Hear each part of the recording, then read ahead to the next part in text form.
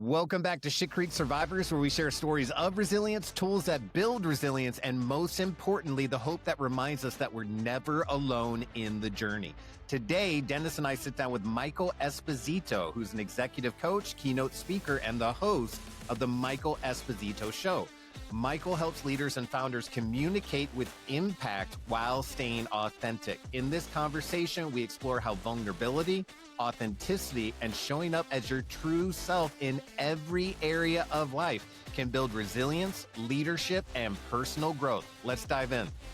Sir, I was shot in the face 10 years ago, which resulted in PTSD, which resulted in near-death experience.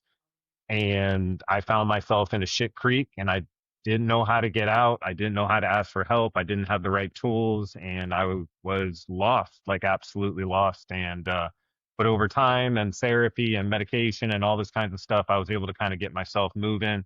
Dennis was my partner in the police department in special operations. He also served in the Army, where his convoy was attacked, and unfortunately, some individuals that he knew really well passed away, and that affected him moving forward. And then again, he came back, and he was Ferguson happened. We were in St. Louis, Missouri. That's where I got shot, and so that happened. And Dennis has explained multiple times that kind of reactivated the trauma. You know, you're at home.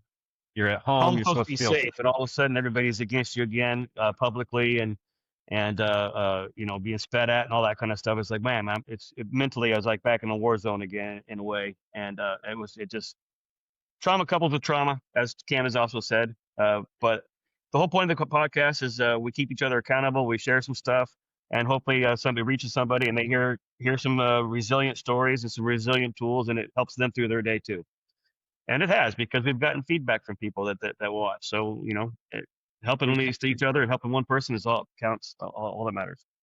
We got the idea from a couple things. One was, you know, when you're rolling around in a police car, you know, for 12 hours straight, you end up talking about things that you wouldn't normally talk about, right? And you start building trust and all that kind of stuff. So we thought that was a helpful tool while we were out there on the road. And then when I was getting back on my feet, I needed to get sober. I had been using alcohol to kind of like sedate me, chill me out, self-medicate.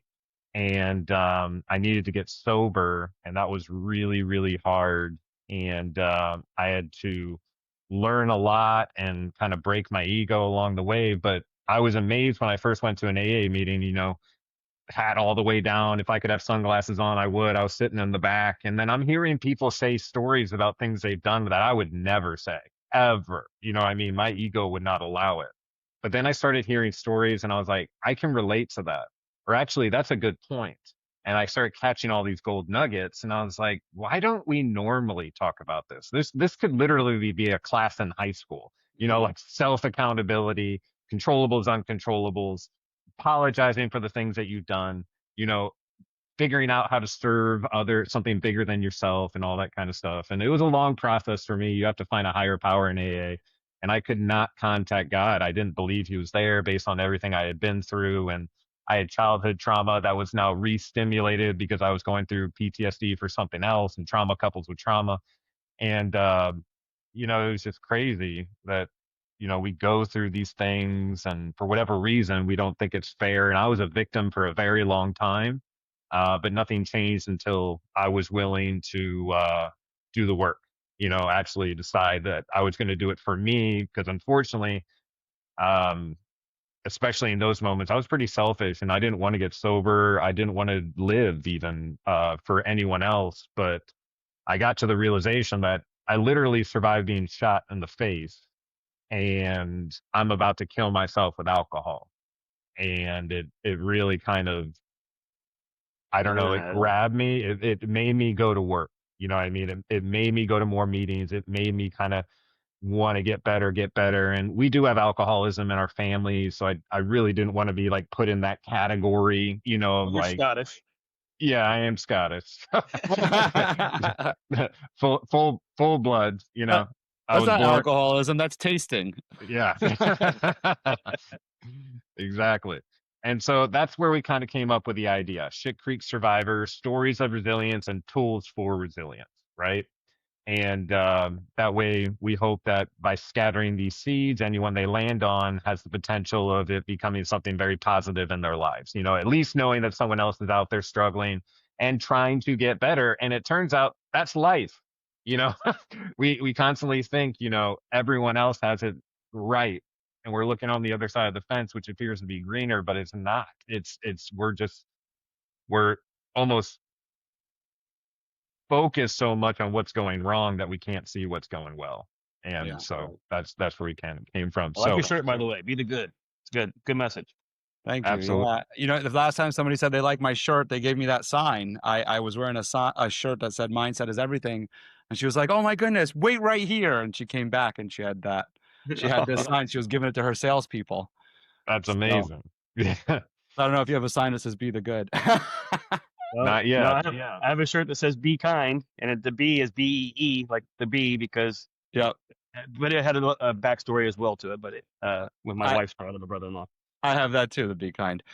Thank you for sharing all of that. By the way, that's a lot that you shared there, and I'm sure you have to do it with all your guests, but you're sharing a lot. You know, when you're talking about leadership, that's you're making you got both of you very vulnerable and sharing a lot. So, and not everybody's able to do that. Thank you. I appreciate that. Yeah, but Appreciate it. it's part of the steps. It's part of the process. Absolutely. Well, I am today currently where I stand. I am a executive coach. Some people call me a life coach. I would just call myself a coach and speaker. So what I do is I work with professionals, whether they're executives in an organization or they're entrepreneurs, and I work with them on being able to untangle what's going on up there so that their true value can come out and they can live in their authentic selves. Gotcha. A lot of buzzwords in there, and I'll break those down for us. And then on stage, when I'm speaking, whether it be in a workshop with organizations and their teams or in conferences with a group of organizations, I speak on leadership and on culture and talking about how in leadership, some of the most important things are communication and Oh, yeah. support. Oh, You yeah. know, I have my 4 pillars, but those 2 right there, communication and support, are the biggest. And when we go into workshops, we really play that out with our teams and our managers and our employees. We play out, what does communication look like? What does collaboration look like? And Okay. truly, what is support, right? So we have our goals and we have our numbers and we have our quotas, but how do we truly support our team members? And by the way, how do our team members support our managers in accomplishing all of that together so that it doesn't feel like top down, it feels completely as a whole. So that's what I speak on. And to just kind of go back to those buzzwords and living our authentic lives and all the other stuff I said previously, it's really just being ourselves and just speaking, working with leaders like you guys, working with leaders out in the community and just saying, hey, you have value just the way you are. I love As it. you are today, you offer value to others, and you don't need to change in the way of like a 180 change. You just need incremental steps on scaling, on leveling up, on getting better, on improving. But you need to appreciate and be happy with who you are today. That's the first step. And as you mentioned in just sharing both of your stories, that's part of many of the programs in terms of being able to release ourselves from addiction and come out of depression is accepting who we are.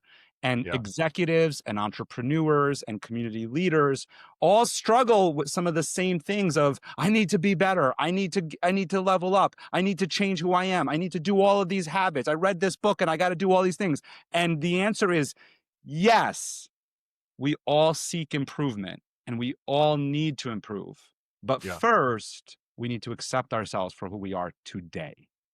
So That's the work I do. really, really well said. Yeah. Do you find a lot of people are like waiting to become enough? You know, they're like, oh, I got to do 100 things and then I'll be enough, and Yeah. then I can accept myself. Wow. Yeah. I've definitely battled that type of thing. Oh, sure. That's the rat race.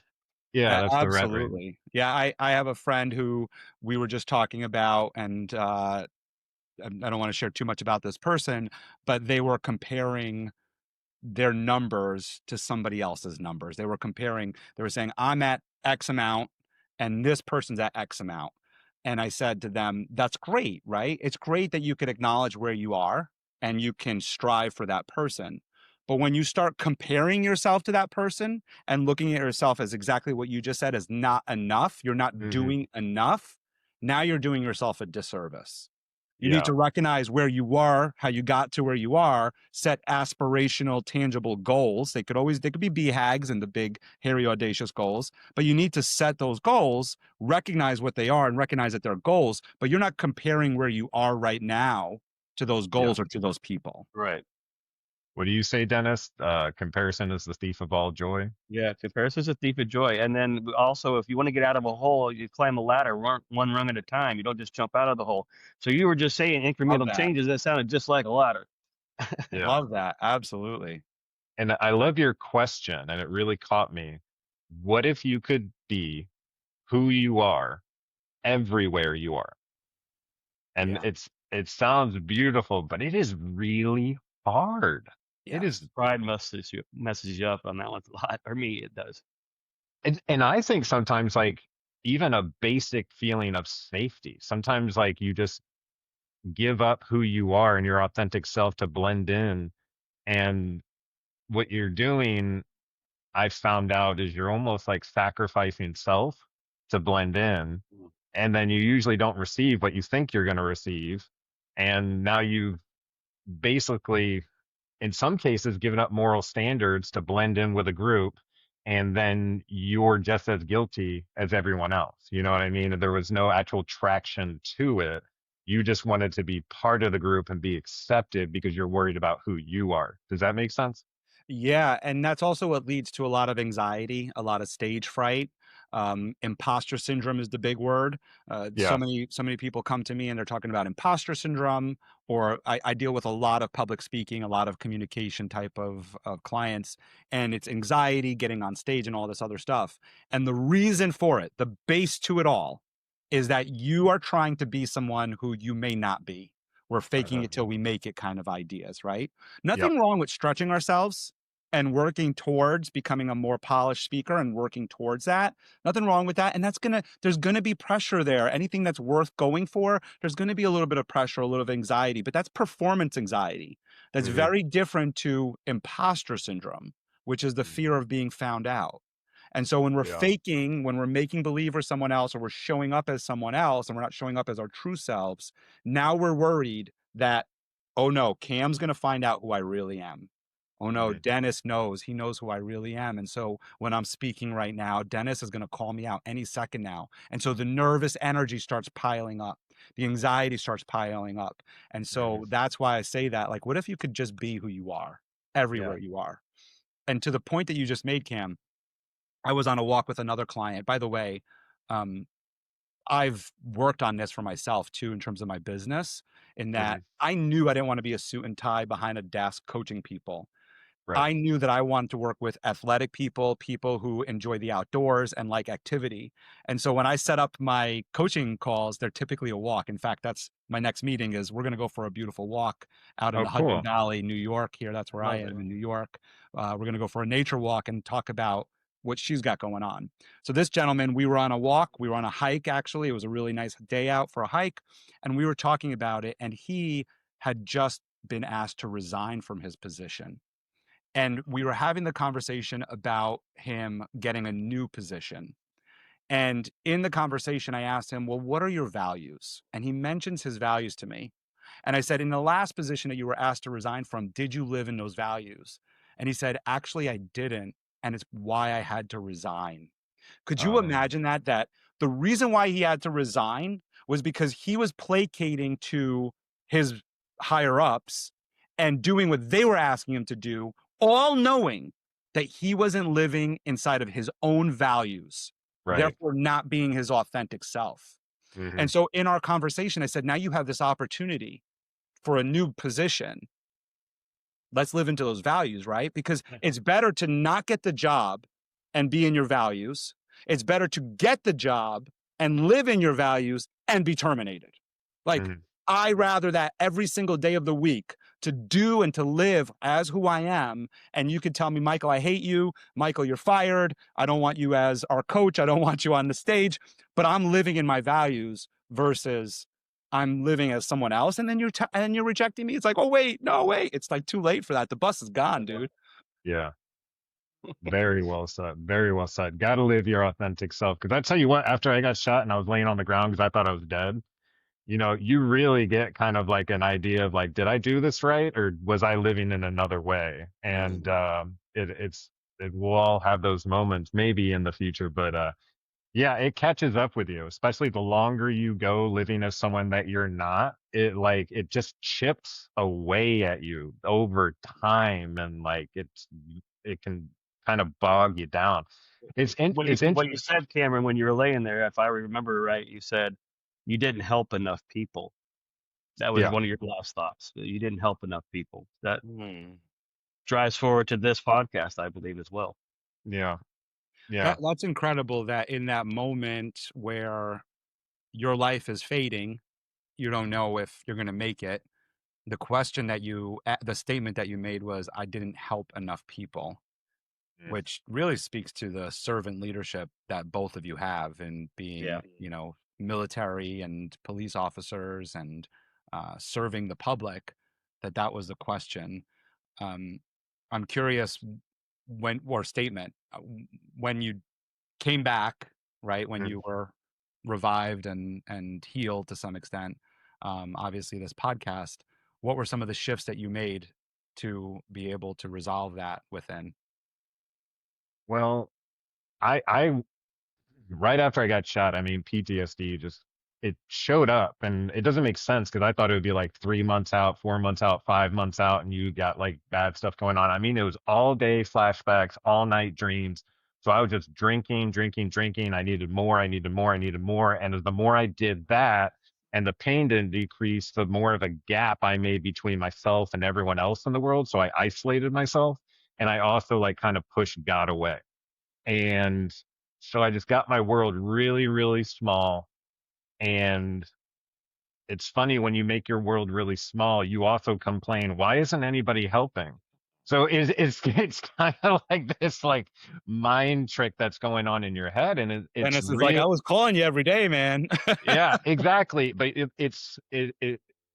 I just wasn't ready to drink. People were trying to get me to the water, and I just wasn't ready to drink, and I refused it. But what I had to do in order to come out of that, I knew I had to radically change myself.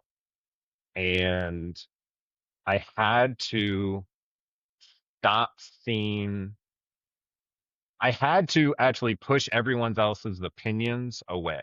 And these were opinions that I had made up for other people. So again, this is toxic on another level. I'm thinking for you, and you're thinking negatively about me, which definitely reflects how I was feeling about myself, right? And so I had to at some point just pick myself. Like, I'm not doing this for anybody else. I have to do this for me. I know I can. If I'm laying there dying again, I don't want to feel like I didn't try, And so little by little, it started with getting sober, to tell you the truth, because that was the biggest thing. I had to get to my first AA meeting. And what was amazing is I did have the support of my family and all that kind of stuff, but I wasn't getting sober for them. I'll say that now, and it sounds crazy, but I almost had to be selfish. It had to be for me, because if it was for anybody else, I would have gotten mad at that person probably. I actually would have been like, why are you making me do it? And having this whole flow of thoughts. Anyways, I had to radically change because I wanted to, I just, it's exhausting being hateful all day, every day. It But when really you finally is. got out of it, you started the PTSD website. You started going to police academies and churches and telling your story and talking about it. And it was 10 years ago, 9 years ago when you started getting into the recovery stuff. And now we've been doing the podcast for a year. So it's been incremental steps to get to this point. And you had to choose yourself, and you had to choose positivity. Positivity will breed positivity, and negativity will breed negativity. So do yourself a favor and try to think positive and try to put positive spins on things. It's just the way it has to be. It's as simple as it is, but it's hard to do, And but it's and simple. And yeah, and so Dennis said it, like, which is exactly it, which is, you know, when you were there lying there saying, I didn't help enough people, obviously you had to help yourself first, which we know we got to put the mask on first. And like what Dennis just said, and then you went off and started helping a lot of people, which is yeah. so cool. So you were able to change and live out that idea of how can I help more people, which is pretty cool. Yeah, I noticed that there wasn't a lot of resources for people with PTSD. And There's a especially, stigma in a lot of you know, police officers and military. It's a stigma. yeah, yeah. So I decided But I would create everybody a, goes through it. I mean, like, we can't compare. I mean, my sister has PTSD. She never went to the military. She wasn't a police officer. She has her own story. I'll let her share it one of these days. She said she might come on. But you know, everybody has their struggles, their battles, and Yep. and everybody has to get through them the same way with positivity and controlling what you can control and helping yourself and choosing you. Yeah. And there's a lot, and there's tools as well that are so important and so helpful. It's interesting, like, you know, as I'm jumping on with you guys and we're talking, you know, I have these different stories of my own traumas that I'm like, okay, which one will I bring up? And the one that's kind of percolating right now is more childhood stuff than it is things that happen in business or in life. And I think that would resonate with a lot of people. So I guess I might as well share it, right? Yeah, yeah, that's what we're here yeah. for, right? As I We've discussed a lot of childhood stuff. I had a secret that I kept for 30 years, and then I get shot, and that secret kind of came up to the surface, and I ended up having to process through that and all that kind of stuff. But all those childhood things matter. They really do. Anyways, I didn't mean to interrupt, but No, absolutely. we talk about it a lot. Yeah, it's like you just said, you know, they just kind of come out of nowhere sometimes, but they didn't come out of nowhere. What it is you're dealing with challenging situations throughout life and you don't understand why. Right. And in some ways it's very obvious, right? Shot in the face, it's like obvious. It's you got shot in the face, man. Like, here's your PTSD moment, right? Right. And then in other ways it's like, I don't know what's going on. I have these issues and I don't know why. And Right. so you have to start kind of like peeling the onion, like really just trying to understand what they are. And for me, there's a lot to unpack there, which we're not going to do today. But there's trauma of abuse. There's trauma of abuse from family members, from teachers, from different people that I'll say abusive language. It wasn't sexual abuse in any of those. It was abusive language. It was abusive hands, like just physicality. I had a moment that I didn't realize was real, and this is like, talk about trauma.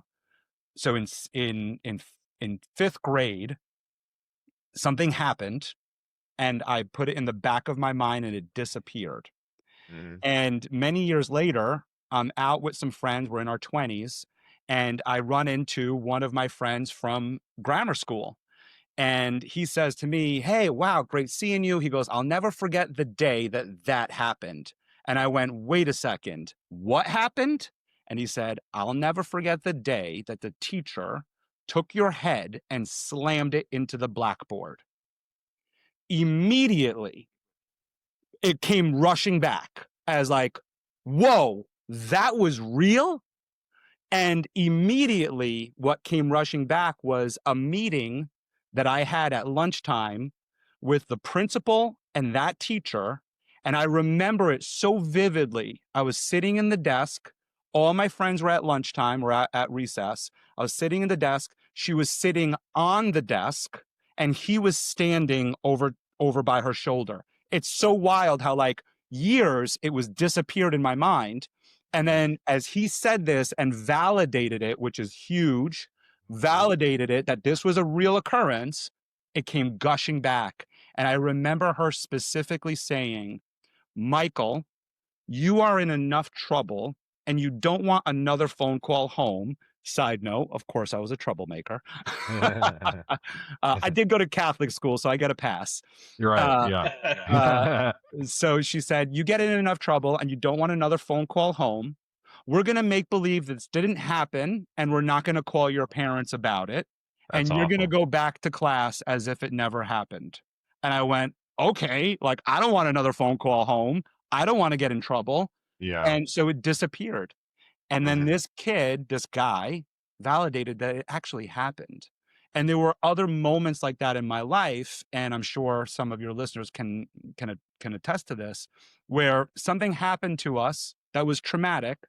An adult, a trusted person said to us, "Hey, that didn't happen," or "You're overblowing it." Now we might call it gaslighting.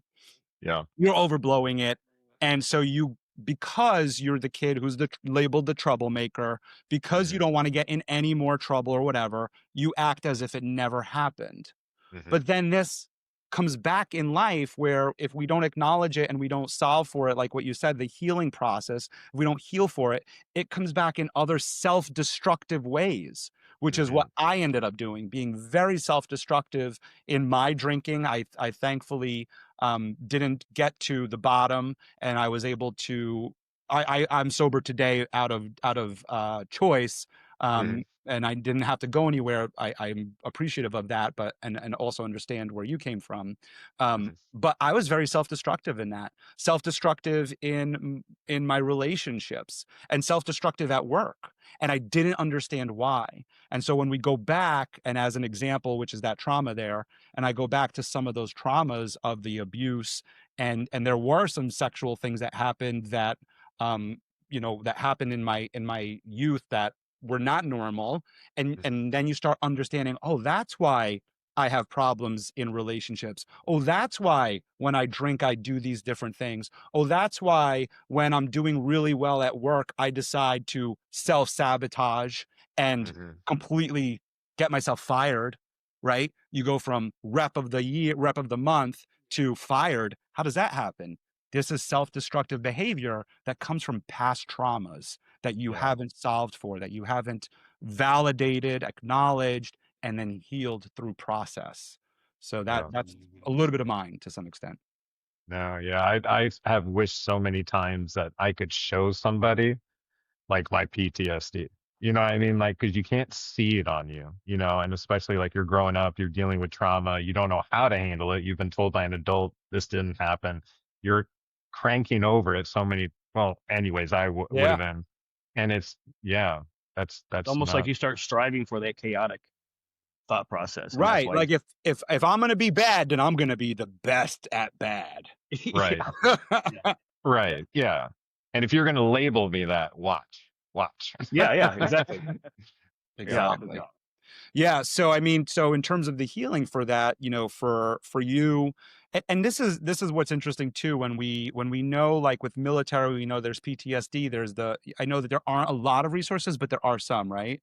And Mhm. with alcoholism, there's AA. But then when you think about like what I'm talking about, where do you go? Right. Oh, I Right. just found out that my sixth grade teacher did slam my head or did abuse me in that way, and there was other things too.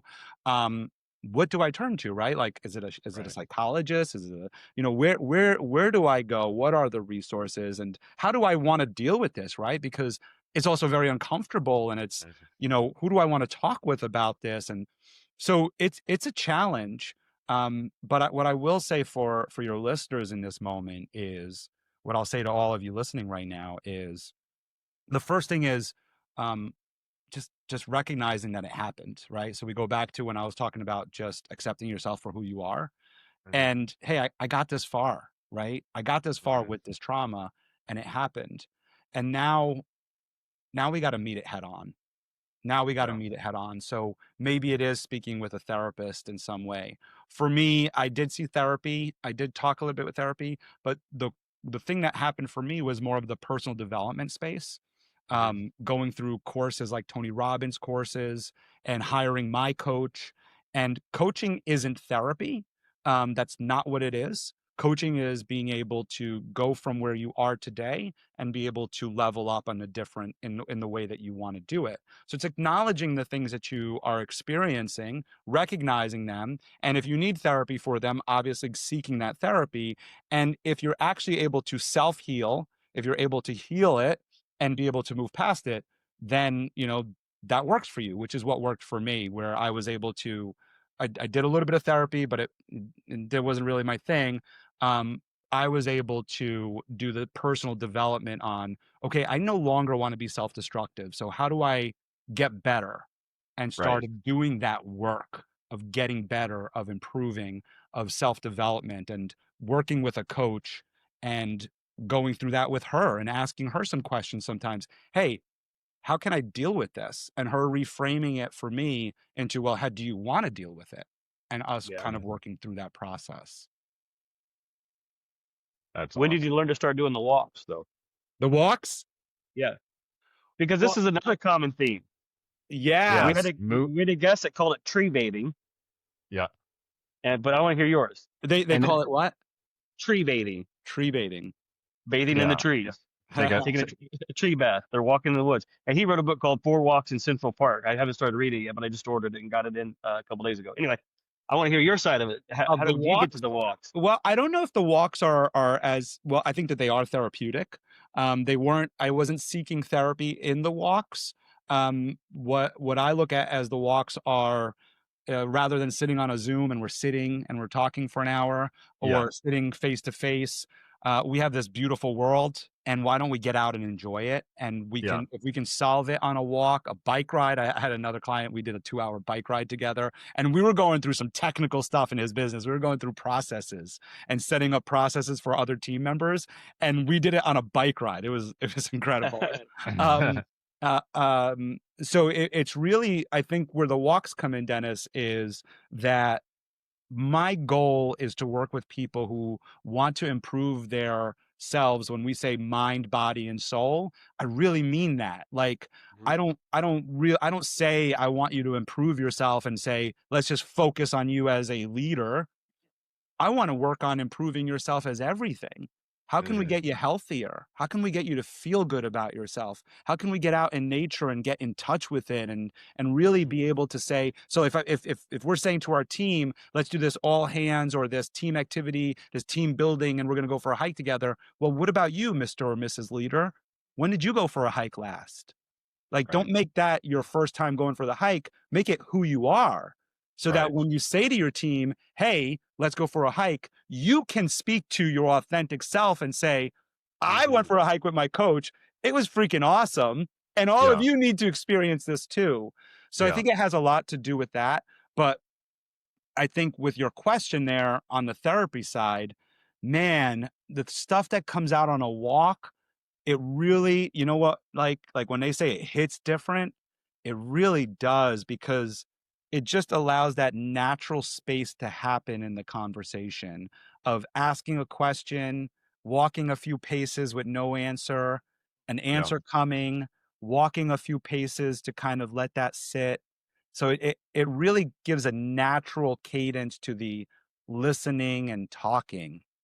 Yeah, I found that just by moving, it actually makes me almost more articulate.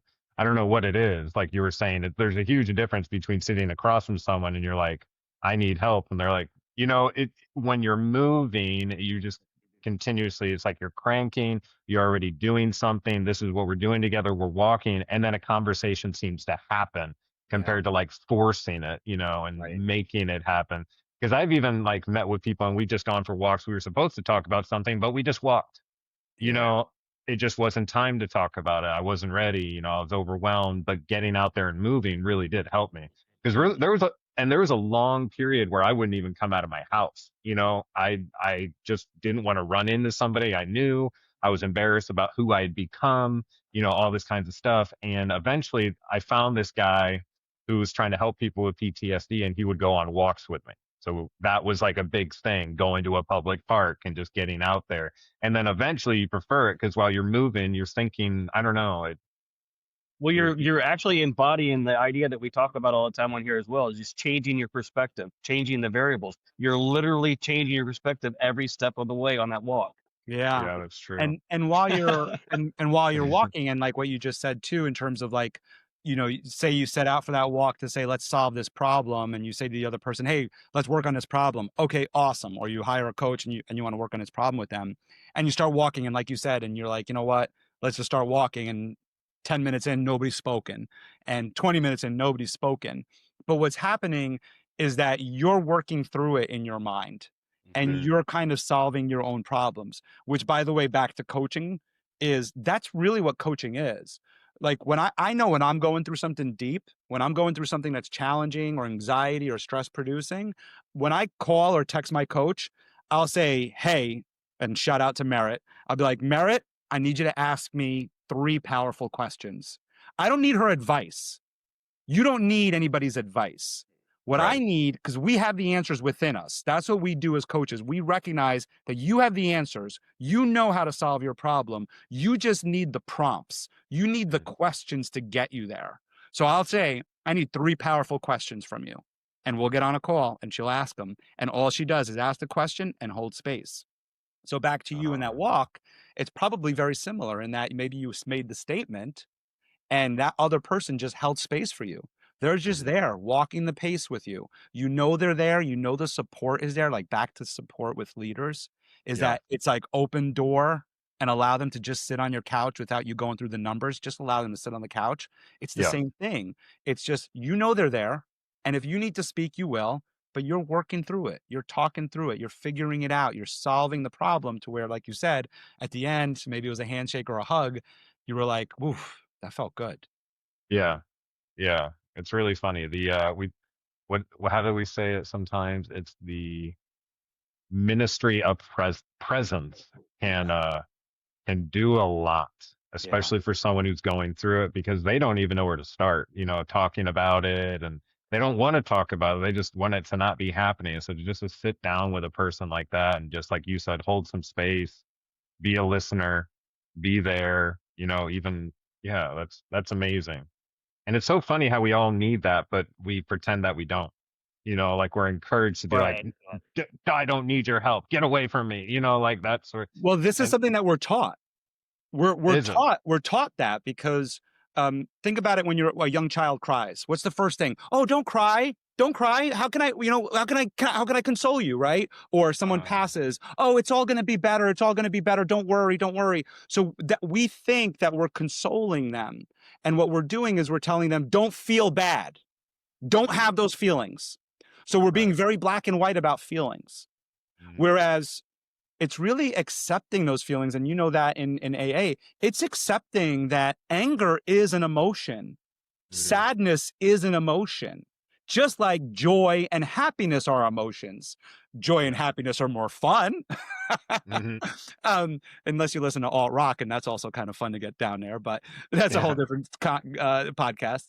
But anger and sadness are emotions, controlled, right? Just like joy and happiness, uncontrolled joy and happiness are chaotic, right? We know that when we see somebody that's super joyful off the rate, we're like, oh my goodness, like you need to ease up, you need to calm down, right? And that's true. We do. They're maybe too loud, or they're gonna break things around them, and it's because they're just joyful, right? So we're talking about controlled emotions. So controlled joy, controlled sadness, and controlled anger are okay. And when we talk about holding space, it's seeing the crying kid and just going over and putting your arm around them. And like you said, just being there. All right. What are you crying about, buddy? Oh, yeah, that does stink. Validating those feelings. Hugging the person who someone just passed away and saying, man, there's no replacing them. I'm here for you. And that's it. Allowing them to cry, allowing them to be sad, allowing them to work through those emotions naturally. But to your point before, because so often we are the opposite, don't be angry, don't be sad, calm down, and all this other stuff, we then internalize all of that and are like, I'm not allowed to be this. And we're like freaking out, So that's what's happening. That really just struck a chord with me, because I keep doing that to myself. Like I'll have a bad day, I'll get activated, and I will just be angry that it's happening and just be like, why can't I control this? I need to, you know what I mean? And it's all about just like pushing back on it. And then instead of, because you can't, what I usually transition to, and it's not a good thing, and I'm working on it, and it's gotten so much better over the 9 years that I've been working on it, is I would transition into anger. If I felt out of control in any situation, I would transfer into anger. And not only is that dangerous, but when you have PTSD, you like literally believe you're right at some times, and you're ready to die on a hill over something very small. But it's just, you've been pushed, it feels like, to the point where you can't even hold it back anymore. And then afterwards you're like, what happened to me? So you're doing a lot of this, And Yeah, you're doing a unfortunately, lot of self judgment. You're judging yourself. You're being really critical of yourself. I mean, Dennis is your friend, right? You got to ask yourself, if Dennis was being as hard on me, what would I say to him? I'd say, Right. get off the for, phone with me, right? yeah. Yeah, we are our So, own worst enemies in that regard. right. So the A lot of question us. to you then is, what would Dennis say to me in this moment? Because Yeah. we know he's a good friend, right? Yeah. So when you're angry, how would Dennis ask you, what are you angry about? Would he say, why are you angry? Or, No, go ahead, Dennis, how would you ask him? he did that to me one time. I was in New York. I was visiting I went with my wife because she's based out of New York, Manhattan. And I was very anxious about going to Times Square and, all the people moving and all that kind of stuff and a lot of people behind you. And I was like, I don't know how this is going to go. Um, and I kind of, it's funny when you think you got through something, there's still like the after effect. What I'm trying to say is like, so you go into the crowds, you're like, I'm doing it. I'm doing it. Okay. There's only 15 minutes left. I can do this. I can do this. I can do this. And then you get home and you're like, I did it. But there's still a lot of like anxiety in there, and it just ended up like things started deteriorating, like flights got canceled on the way home and then pushed back, and all this stuff happening. And I'm kind of like starting to blow up. And I, it's just so funny how it can get out of control so fast. And you're like, what's happening? Just be normal, and Well, did Dennis it's, call you? Did you speak to him? well, I said, I was like texting him. Yeah. Thank you for reminding me. I was texting him and I was like, this blah, blah, blah, blah, blah, blah, blah, blah. And the first thing he says is, I can't wait for you to tell me the silver lining you found in it. That's And awesome. I was like sitting there in the airport. I'm like, Ah, that's it. That's I'm it. like, High five, Dennis. I'm That's like, right. How are you I'm going to like, spin this so we can talk about it and help people? That's I'm like, right. That's right. it's How do we help people with this? That's exactly right, man. It's beautiful. I love that. How do you find a silver lining in it? That's cool. That's yeah. great. Well, the silversmith story that we share a lot on here too is part of that. If you want to share it, you can. But anyway, it's just that God's a silversmith. Are you going to run with it, or am I running with it? No, I'll do it. All right. So yeah, the story is basically, I guess in the Bible at some point, a Bible study was doing a Bible study and they look at it and it says, I think it's Jesus is a refiner of men, like a silversmith is to silver, or something to that effect.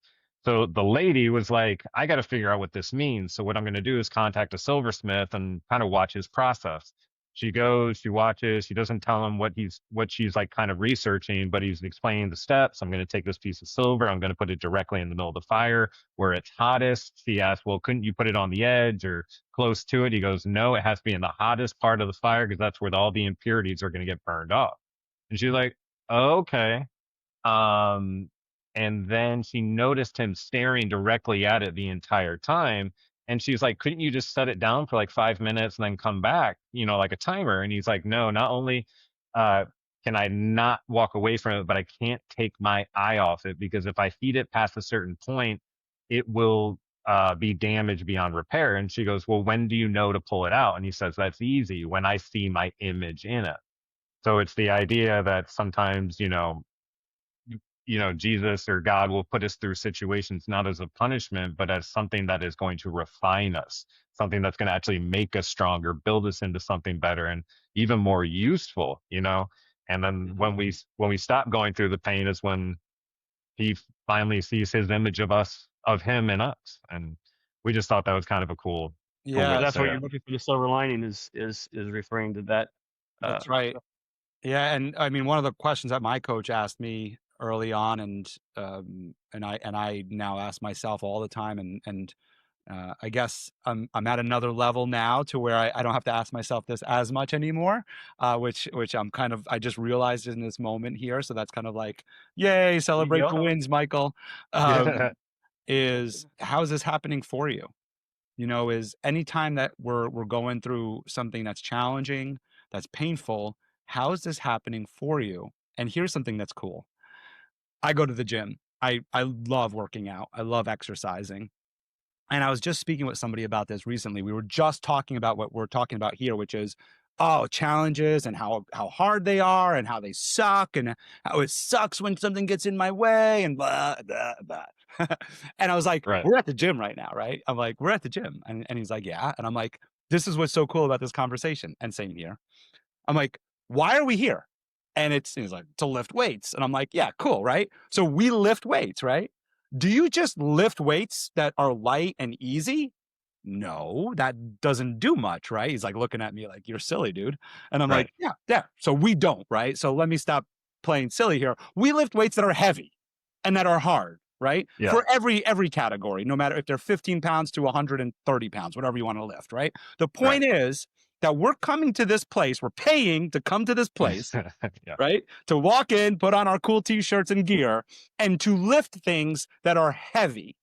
And we don't just lift things that are heavy, so those are our challenges. We don't just lift things that are heavy, but then we lift them till failure. We push until we can't push anymore and our faces turn red and we're out of breath and we're like, I need help. And someone spots you and you get through that one, you put it down. And then when you put it down, here's the big part. Challenges in life, which lead to failure, we sulk. Oh, this sucks. Oh my goodness, my life's over. This is awful. Challenges at the gym, 1, we signed up for it. 2, we're lifting heavy, we're pushing hard, all our might. Now we did it to failure, fail. We failed, our muscles have failed us. We put the weight down, we just had a spotter, right? And you guys know what comes next. We're like, yes, that was awesome. we're amped, we're like, this was awesome, what an incredible workout. And this happens, right? So awesome, right? This happens in weightlifting. This happens in sports. What are the best games that you watch on TV? I see you got lacrosse. What are the best games that we watch? The ones that we're like, I'll never forget that game are the ones where it's like a tie score. Someone takes the lead, a tie score. They're battling. People like someone's got a bloody nose. Like I remember Steve Nash gets sidelined by the Spurs and his nose is gushing blood. It's like, that's the game you remember. Yep, absolutely. Well, that is life. Mm-hmm. It's life. Our life is full of challenges that we are signing up for. And sometimes we don't recognize that we're signing up for, but when you take that job, when you get married, when you have the kids, when you sign up for volunteering, when you're doing all, you're signing up for this stuff, right? We're signing up for life. And when we're signing up for life, we're signing up for challenges. And if we're really stepping into who we are, then those challenges sometimes are going to get hard. And we stay in that hard.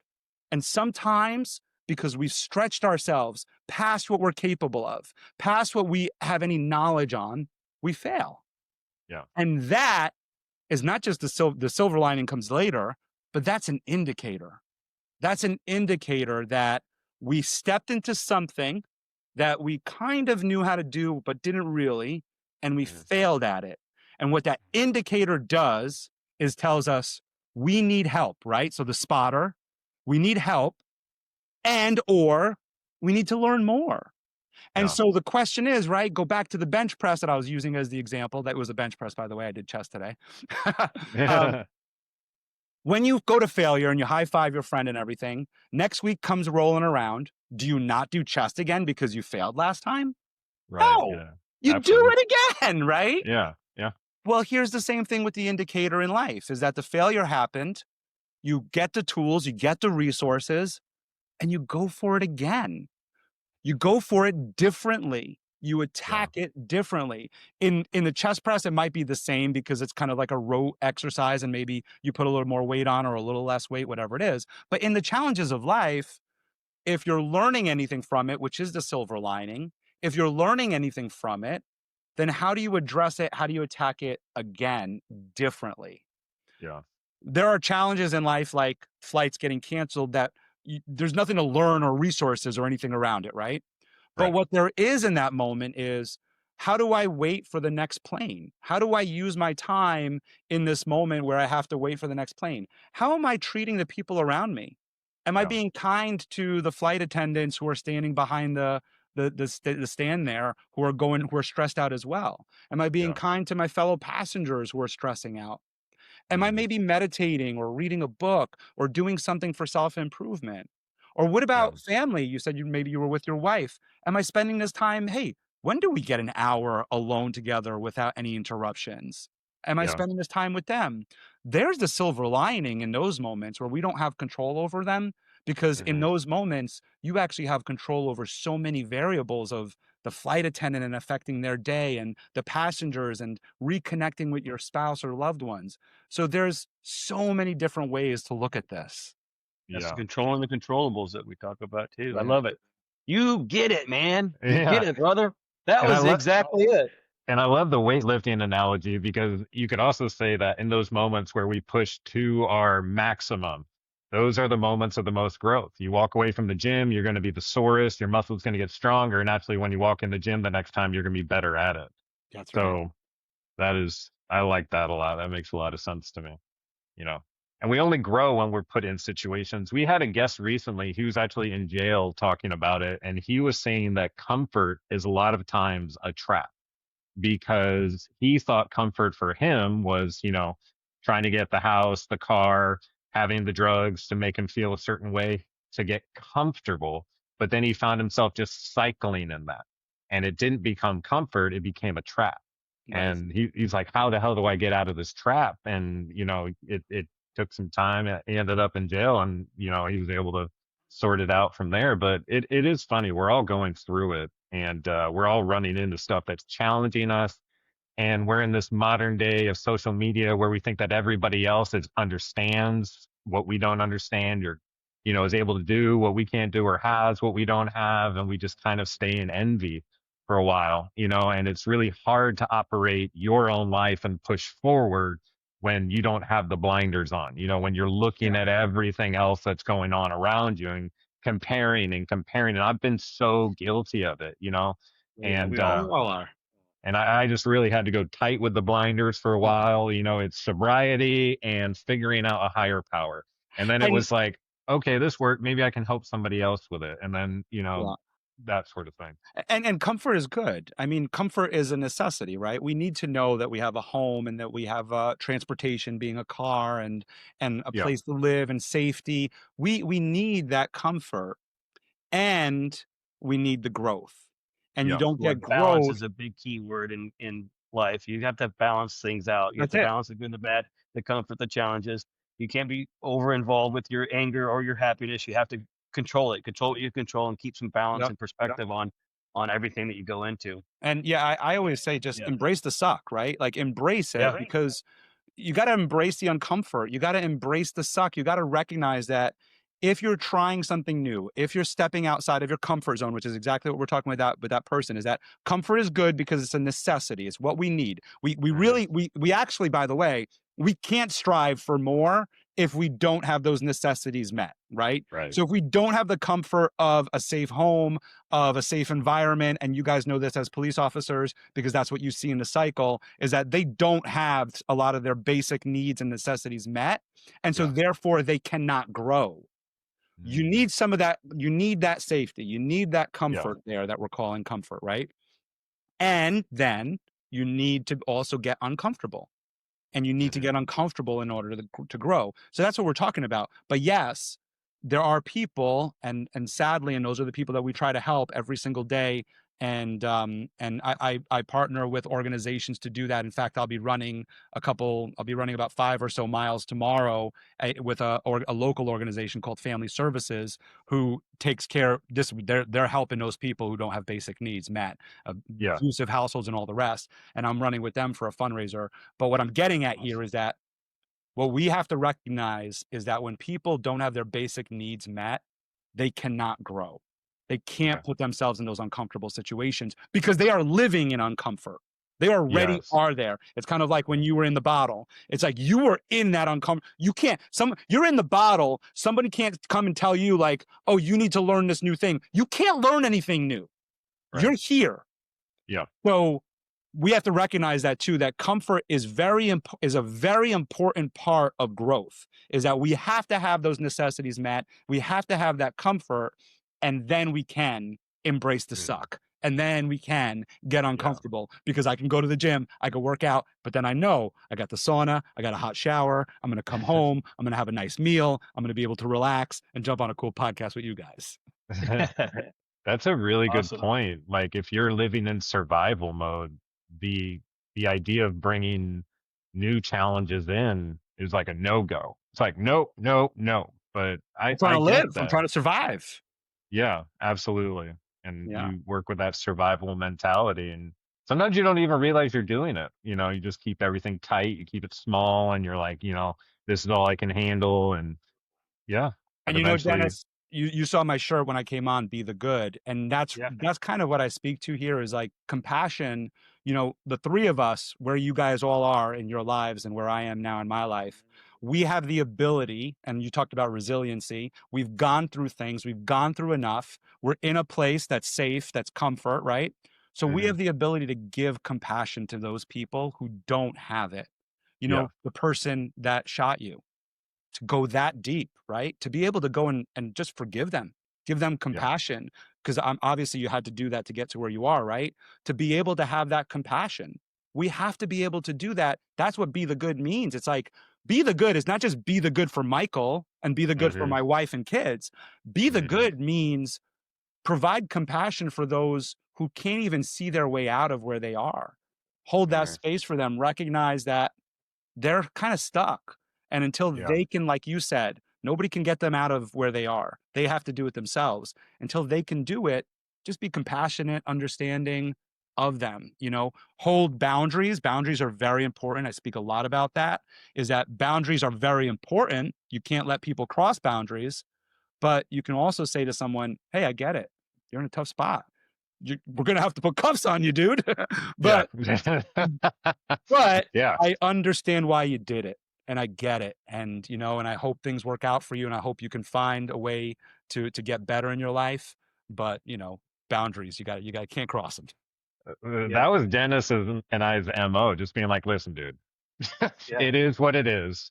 Let's Yeah. just put the cuffs on. Let's get back. Let's sort it out, and then we'll move from there. Like, and then Well, eventually, this someone's isn't the like, end of your story. This is just another semicolon, and it's a little speed bump. It's a hiccup. But you can get out of it. You can get through it. Yeah. I think Yeah. you just put an explanation point at the end of this whole thing with what you just said. Yeah. And you even answered the question that Cam usually asks at the end. What would you say to somebody in the creek right now? You just that answer that you just gave was it. That's the explanation work, man. Thank you so much for being here. yeah, that This was is Right? awesome. absolutely beautiful. And where can our listeners find you? Now, I am going to attach all your information to the podcast and all that good stuff, but I'm sure there's going to be people calling you saying, I need some coaching. Where could they reach you? Awesome. Yeah. And I hope so. And you don't just have to call me for coaching. Just sometimes I'm just an ear for somebody and I'm happy to do that too. And we could always talk about how we can work together. Also, if you have an organization and need somebody to come in and work with your team or conferences, that's another place where I speak at. So if you want to find me, you can find me on the nature trail. I'm just kidding. But all of my social media handles are the same: LinkedIn, Facebook, Instagram. I'm getting on TikTok now. They're all the same. They're at Michael Esposito Inc. And that's it. My website is michaelespositoinc.com. So it's really, really simple. If you go to my website, michaelespositoinc.com, all of my social media handles are on there. Perfect. Perfect. Well, again, thank you so much for coming on. I knew that you'd have gold nuggets. I knew it. And this is going to be great. And to anyone else out there listening, again, remember, just keep pushing, keep grinding, be resilient, keep coming back to hear more stories of resilience and tools for resilience. Thank you so much. Cool, guys. Thanks for having me on.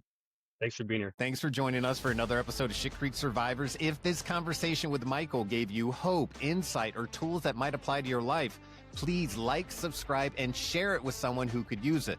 Remember, growth happens when we embrace discomfort, lead authentically, and choose to live as ourselves everywhere we go. We're walking this journey with you. See you next time.